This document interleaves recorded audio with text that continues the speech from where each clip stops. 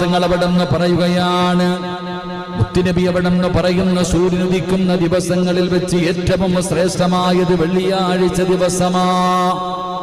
അല്ലാഹുവിന്റെ പ്രവാചകൻ സല്ലല്ലാഹു അലൈഹി വസല്ലമ തങ്ങൾ പറയുന്ന സൂര്യനുദിക്കുന്ന ദിവസമുണ്ടല്ലോ, എന്റെ പ്രിയപ്പെട്ടവരെ, എല്ലാ ദിവസവും സൂര്യനുദിക്കുമല്ലോ.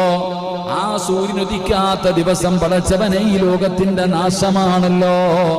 അതുകൊണ്ട് പ്രവാചകൻ അവിടെന്ന് പറയുകയാണ്, സൂര്യനുദിക്കുന്ന ദിവസങ്ങളിൽ വെച്ച് ഏറ്റവും ശ്രേഷ്ഠമായ ദിവസം ഏതെന്നറിയുമോ? അത് ജുമുഅ ദിവസമാണെന്ന് നബി മുഹമ്മദ് മുസ്തഫ സല്ലല്ലാഹു അലൈഹി വസല്ലമ തങ്ങൾ പറയുകയാണ്, ഏറ്റവും ശ്രേഷ്ഠമായ ദിവസം ജുമുഅ ദിവസമാണ്. അതുകൊണ്ടാണ് അല്ലാഹു സുബ്ഹാനഹു വ തആല ആദി മനുഷ്യനായ അബുൽ ബശർ ആദം